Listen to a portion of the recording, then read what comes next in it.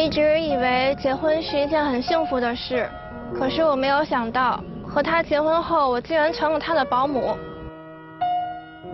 难道他就不能体谅我一下吗？我努力工作不都是为了他吗？我不需要他工作多么的努力，我也不需要他挣多少钱，我只是希望他能多顾顾家。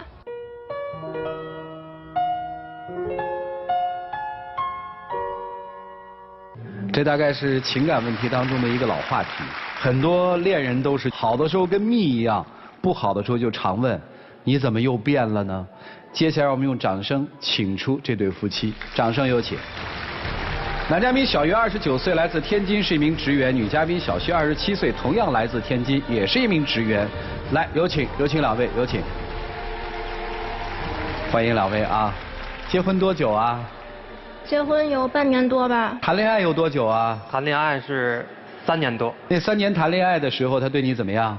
刚认识的时候对我还不错，但是他后来就变了。你指的后来是婚前还是婚后？婚前婚后都有。婚前他有什么让你不满意的吗？你说说看。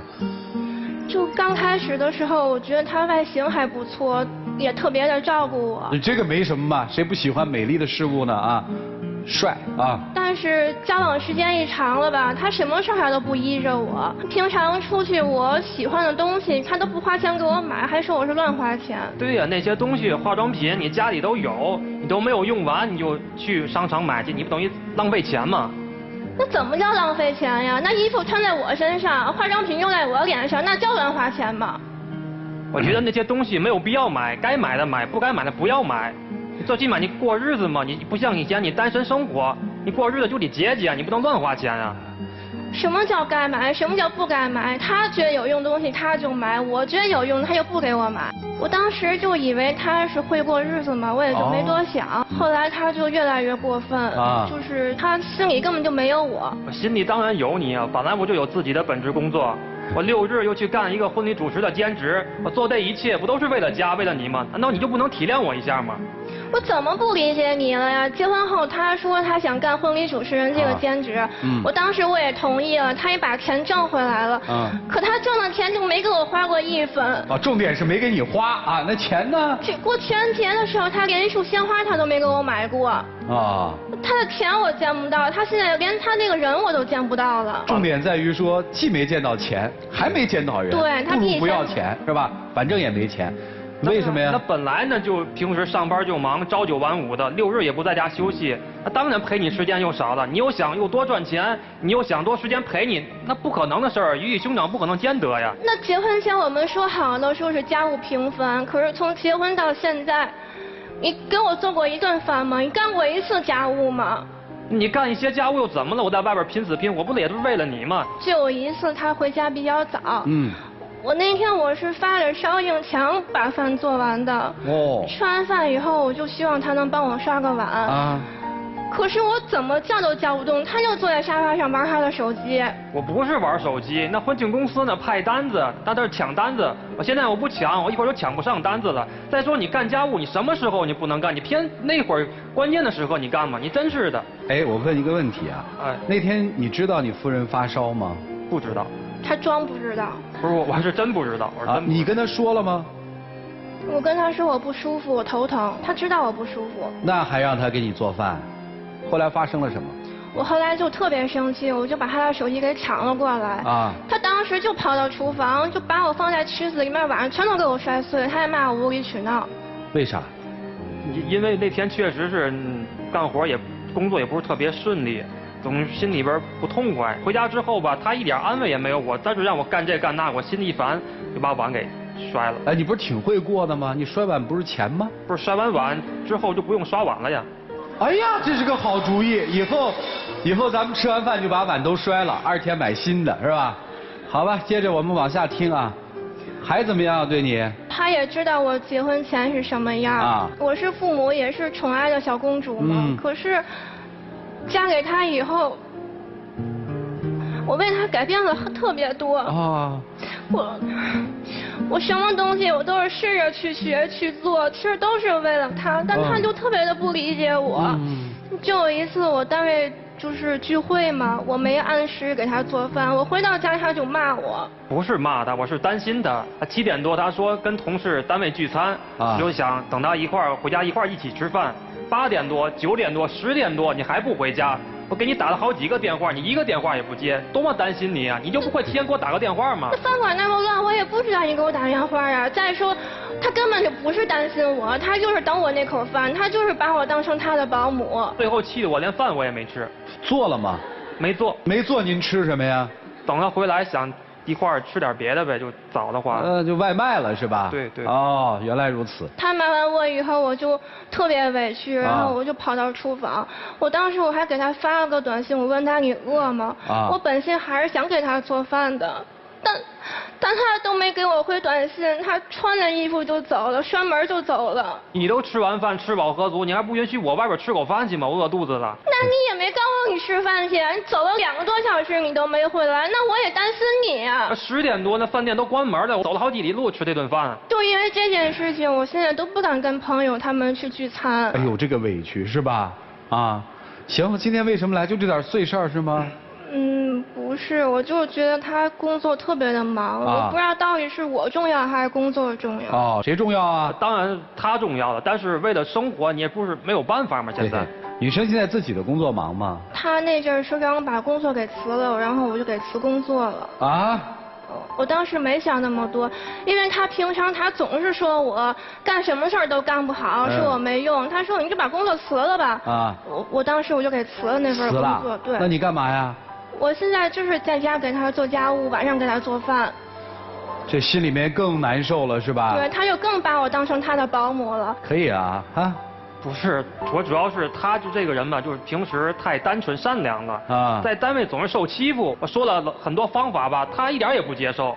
最后吧，每次受委屈找我了，那我跟你说那些话都没有用啊，你根本就不往心里去，让我说也没有必要了。你去那儿受这份委屈干嘛？我又不是不能养你。后来就是发生了一件更过分的事情。哎呦，说来听听。就是我过生日的时候，他去给别人当新郎。啊？因为是这样的，因为那天嘛有一个那个婚礼秀。然后我就去那儿帮人忙去。那天的那个新郎临时有事就走了，让我临时充当一下，就是工作而已，其他的事儿都没有。演的是模特，是这意思吧？对，就是模特。当了一回模特。对。不是那么简单的。他当时告诉我是晚上11点多回来吃饭，还给我带礼物，然后我就做了一桌子的菜，他当时就给我买了。就是一个个贴角拼成了一个破蛋糕。他那天去给人当新郎是对别的女生牵手。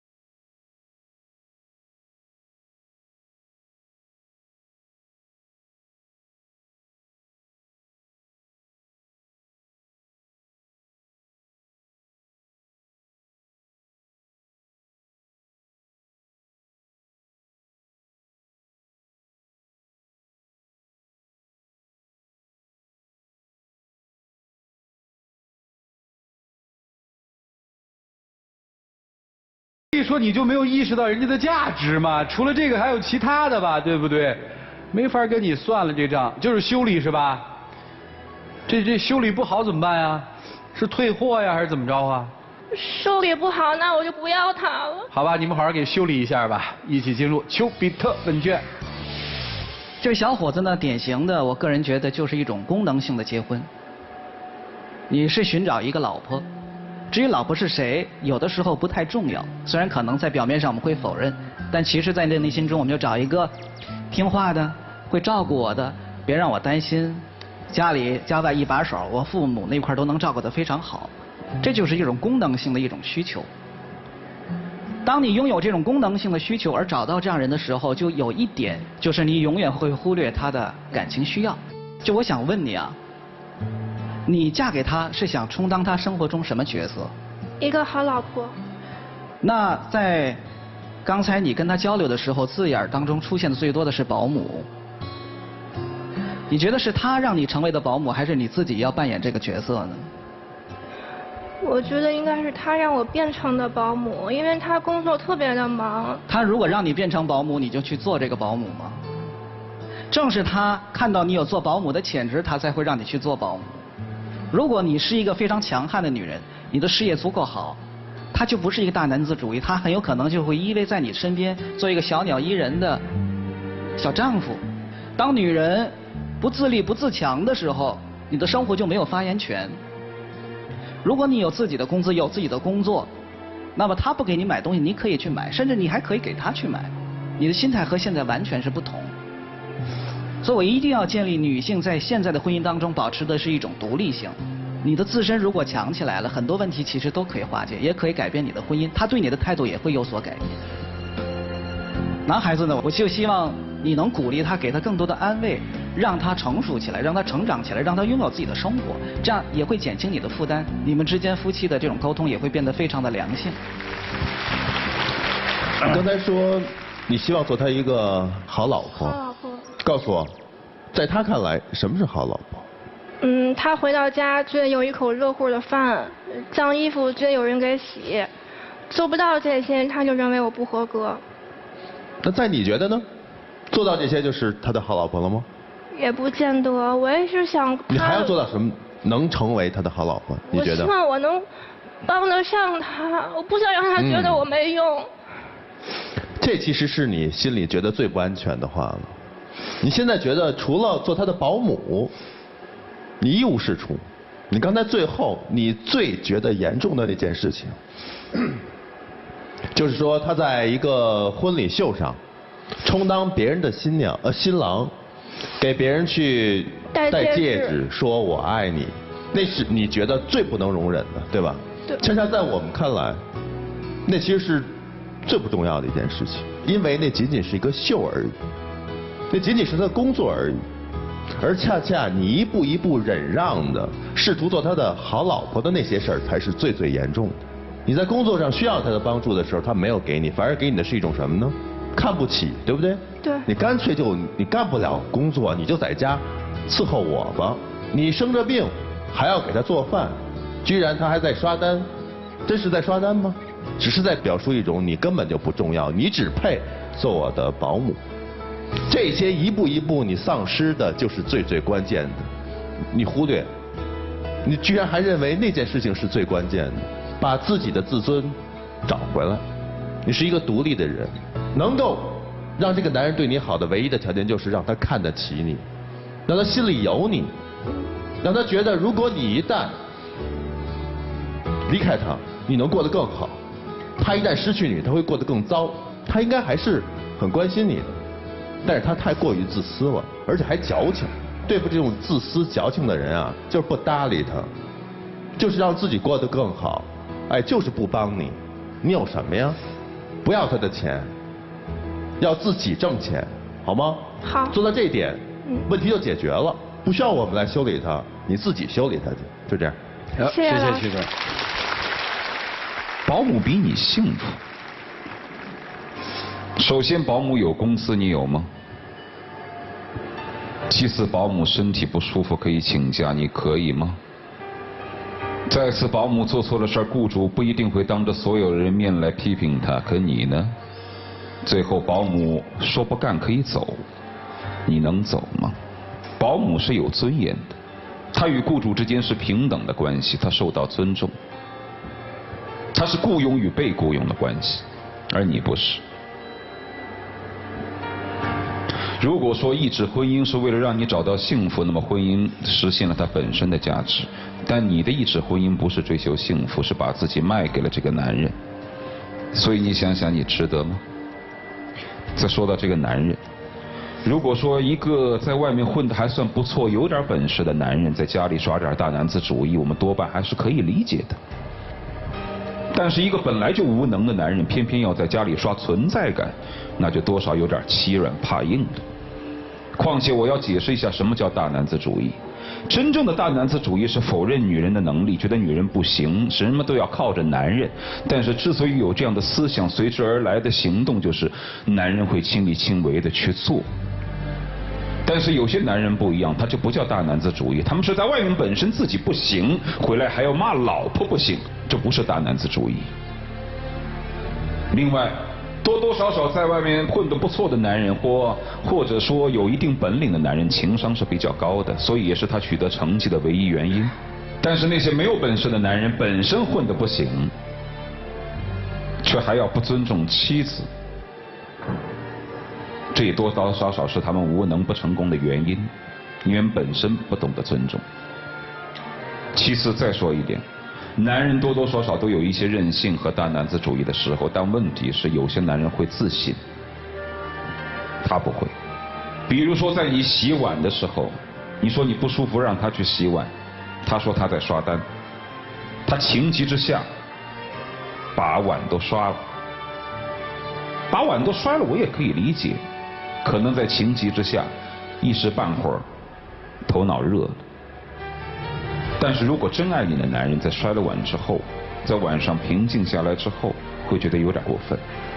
这是一个正常的爱你的男人他基本的思维，但是他没有。种种的这种角度来看，这个男人从内心深度是不尊重你。我们追求幸福的方式是在追求权衡和妥协的过程当中，把幸福的价值最大化，但并不代表妥协的没有原则、没有底线。如果对方把你当妻子、当人看，你的妥协可以换来暂时的以退为进；但如果对方压根就不尊重你，你的妥协被别人视为你无能，你就应该活该这样忍受我对你的不尊重。所以既然别人不尊重自己，咱们自己尊重自己好吗？好。就不要再说什么修理他，又或者是哭哭啼啼，你只有把自己当人看，别人才会把你当人看。老师们一直在强调一个问题，叫女性的独立。独立吗？独立的第一步是在思维上、思想上能独立。经济上呢，要独立吗？我经济上现在都是靠我父母。对呀，不独立啊。不独立。那你这忙的钱去哪儿了呢？挣那么多钱是为了什么呀？好像挣钱是为了幸福吧？现在大家只做一件事，挣钱就是为了挣钱，号称是为了幸福。钱挣多了你幸福吗？那你要它干嘛呀？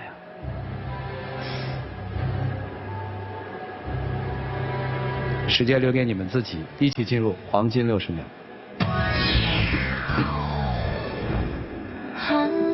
通过这件事之后呢，我觉得我平时可能对你不够关心、不够照顾，在以后的生活跟工作当中，我会找到一个平衡点，尽量的去弥补你。从我本心来讲，我也是挺舍不得你的，不想和你分开。我知道你工作很忙，我也特别心疼你，可是我真的希望你可以多抽出一些时间来陪我。我答应你，以后我在工作上能帮你的我会尽量的帮，我会为你改变。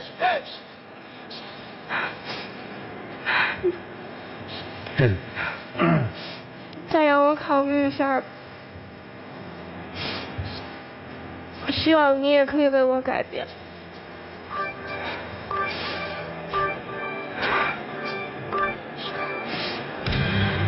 唉，请回吧，两位。现在好多人都说，因为爱你，我愿意为你改变。其实大家有没有想过，所有的改变其实是为了自己，跟别人有什么关系呢？来，请关门。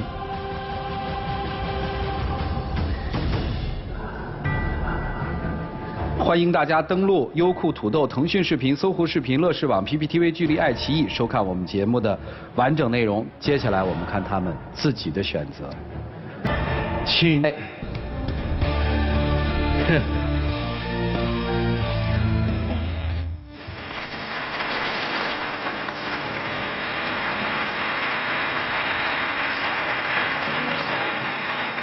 我以后会好好照顾你的，会多抽出时间陪你的。我错了，你原谅我吧，我是离不开你的。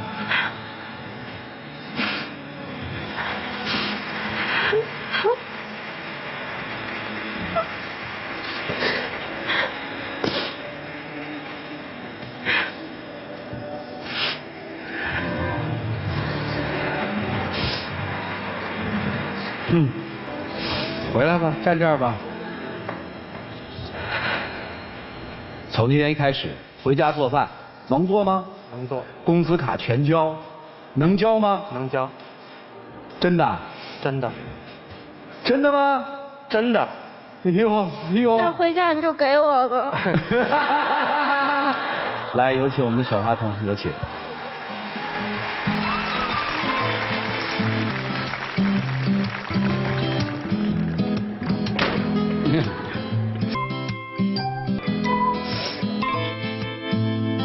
好好的吧，发自内心的吧，就当我们给你们来一个浪漫的仪式吧。各位，请见证。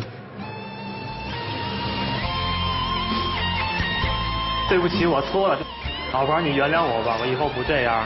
那你以后能多陪我吗？我能陪你。那你起来。哎。你抱我一下啊。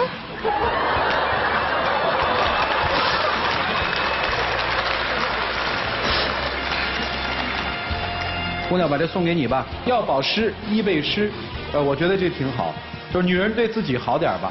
回吧，两位。